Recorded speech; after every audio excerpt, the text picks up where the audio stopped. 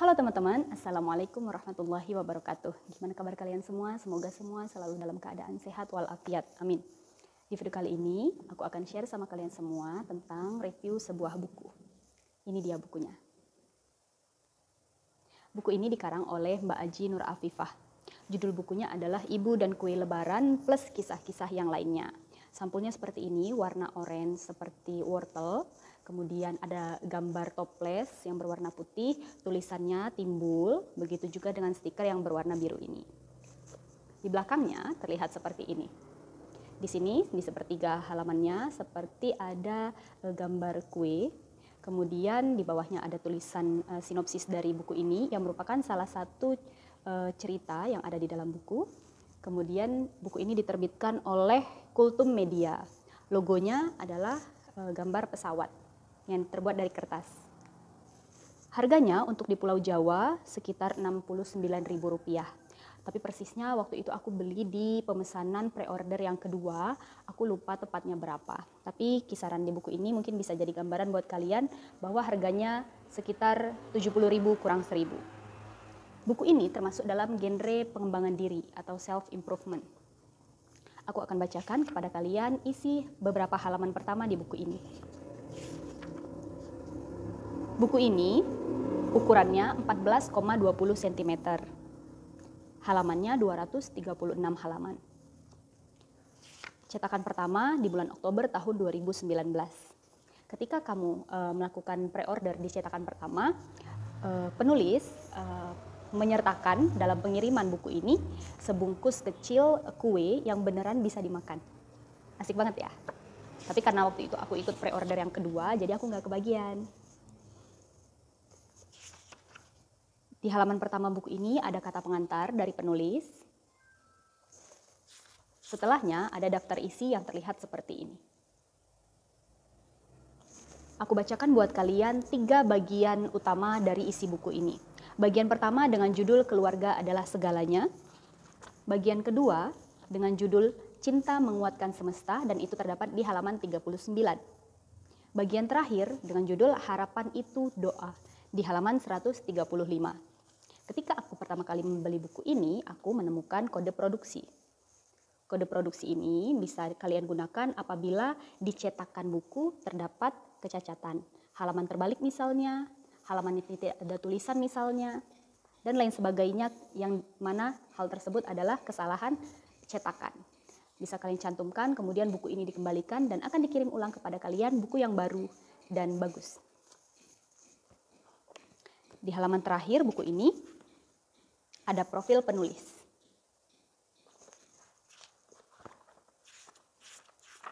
Bagian yang pertama adalah keluarga adalah segalanya. Di setiap bagian dengan judul besar, di backgroundnya berwarna hitam seperti ini. Bagian pertama, keluarga adalah segalanya, adalah halaman yang paling tipis dari 2 bagian yang lain. Cinta Menguatkan Semesta, tebalnya kurang lebih seperti ini dari keseluruhan buku. Dan bagian Harapan Itu Doa, tebalnya seperti ini. Setiap halaman dari buku ini dia tidak polos, tapi ada gambar ilustrasi seperti batu bata yang disusun, tapi hanya sebagian halaman saja. Sisa halamannya polos. Dan bentuk kertasnya seperti ini. Kertas seperti buram, tapi buram yang bagus ya. Buram in a positive way. Keluarga adalah segalanya, berisi 11 cerita singkat atau percakapan. Kalau kamu termasuk anak yang dekat dengan orang tua, terutama ayah, maka cerita pertama dari bagian yang pertama sangat relate sama kamu. Cerita pertama ini menceritakan tentang apa yang dirasakan oleh seorang anak perempuan terhadap apa yang dia rasakan saat ini tentang ayahnya, kenangan-kenangan mereka, apapun yang mereka lakukan. Cerita pertama ini akan sukses membuat gemuruh di dalam dada kamu dan mengandung irisan bawang. Jadi bisa menyebabkan air mata kamu jatuh. Siap-siapkan tisu. Cerita-cerita selanjutnya adalah cerita tentang rasa.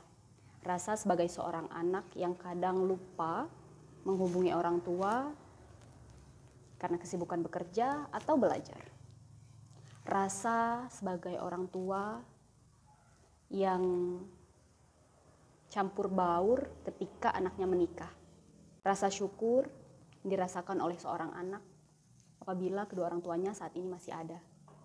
Dan Tuhan memberikan kesempatan buat anak tersebut untuk mencoba berbakti kepada keduanya.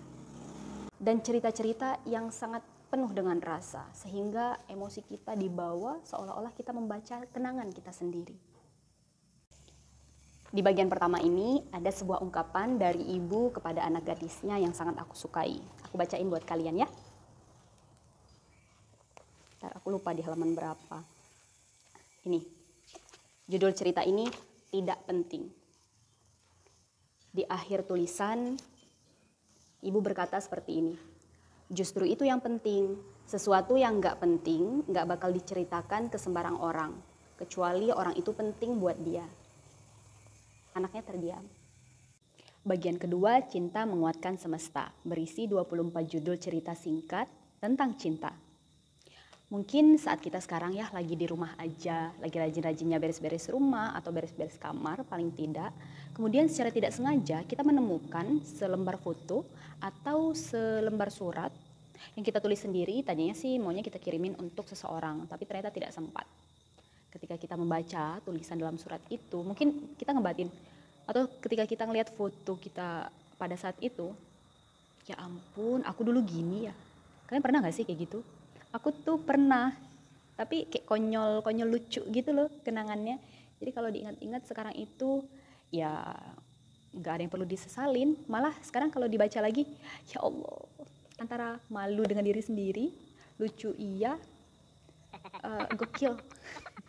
Itu baru satu cerita cinta. Now you tell me, you name it, what kind of love story you have. Aku yakin ada sih di sini. Bedanya di buku ini cerita cintanya dikemas secara singkat tapi pesannya tetap dapet. Nah, beberapa ending dari cerita di buku ini ada yang akhir ceritanya terserah kepada pembaca. Menurut aku kayak gitu nggak apa-apa sih, karena kan setiap pembaca ketika dia membaca sesuatu dia pasti punya imajinasi yang mungkin tidak dimiliki oleh orang lain. Begitu pula sebaliknya. Gitu. Itu salah satu keunikan dari buku ini. Salah satu cerita cinta yang lucu tuh dari judul Doa untuk Syahdu di halaman 82. Cerita ini adalah cerita tentang doa seorang laki-laki yang cintanya bertepuk sebelah tangan. Ceritanya, bunyi doanya gini. Ya Allah, semoga Syahdu segera menemukan ketidakmapanan dengan Azka. Amin. I mean like, namanya doa itu kan biasanya sesuatu yang baik, yang positif, mengandung kebahagiaan untuk orang lain. Tapi laki-laki ini dia berdoa agar si Syahdu tidak jadi dengan Azka, agar Syahdu jadi dengan dia. Itu doanya baik atau gimana menurut kalian? Coba kolom tulis komen di bawah. Emang ada ya kenyataan orang yang berdoa seperti itu? Lucu aja gitu loh. Sekarang saatnya kita ke bagian yang terakhir dari buku ini, Harapan Itu Doa, bagian ketiga. Tapi sebelum itu aku mau mention ke kalian semua beberapa keunggulan buku ini menurut aku pribadi. Yang pertama adalah ceritanya singkat dan ringan, tapi pesan yang ingin disampaikan oleh penulis itu tetap dapat banget. Jadi meskipun ceritanya singkat, justru di sanalah keunikannya. Dia singkat tapi dia bisa menyerap atau menyampaikan makna yang ingin dia sampaikan. Keunggulan kedua dari buku ini yaitu cerita-cerita di sini itu relate banget sama kita. Most of, kebanyakan. Jadi buku ini tuh kayak kenangan-kenangan kita sendiri yang tidak pernah kita tuliskan, diwakili oleh Mbak Aji Nur Afifah, Mbak Apik panggilannya. Dan kita membaca kenang-kenangan itu, ada yang menyenangkan, ada yang lucu, ada yang enggak banget, ada yang sedih juga gitu. Jadi semua terwakili sama buku ini. Yang mungkin setelah atau ketika membaca buku ini kita jadi introspeksi diri, ingin memperbaiki diri menjadi lebih baik, dan itu bagus banget kan impactnya ke diri kita masing-masing. Keunggulan ketiga dari buku ini menurut aku adalah setiap cerita pertama di setiap bagian itu dipilih dengan sangat pas untuk membuka bagian tersebut. Misalnya cerita pertama di bagian ketiga di halaman 136.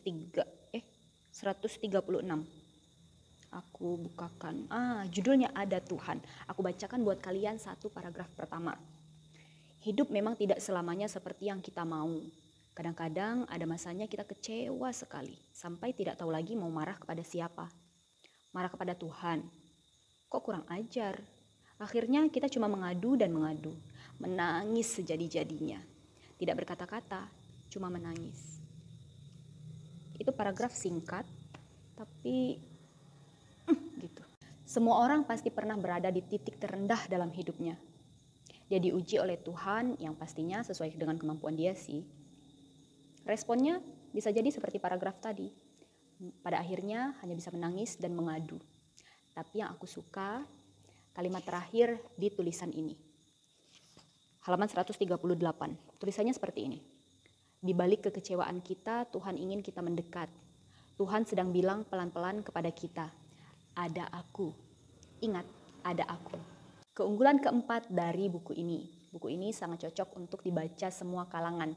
Dari rentang remaja, dewasa, orang tua, baik kamu sudah bekerja, berkeluarga, pengangguran, sekolah, kamu harus baca buku ini. Keunggulan kelima dari buku ini adalah tipe tulisannya itu adalah tulisan madal hayah. Madal hayah itu sepanjang hidup, sepanjang masa, tak lekang oleh waktu. Jadi bukan cuma untuk saat ini aja. Kapanpun cucu kamu, cicit kamu, itu bisa sih baca buku ini menurut aku. Sekarang penilaian aku terhadap buku ini. Menurut aku buku ini 100. Iya, serius 100. Bukan berarti nggak ada kekurangan atau sangat-sangat sempurna, enggak ya. Maksudnya ya dari 1 sampai 100, 100. Why not? Kenapa enggak? Untuk sebuah buku yang emang keren banget. Kalau kamu tanya aku buku ini recommended atau enggak, direkomendasikan untuk kamu atau enggak, absolutely yes. Aku sih yes, nggak tahu kalau yang lain. Nah teman-teman, mungkin itu dulu book review dari aku, dan ini adalah book review aku yang pertama.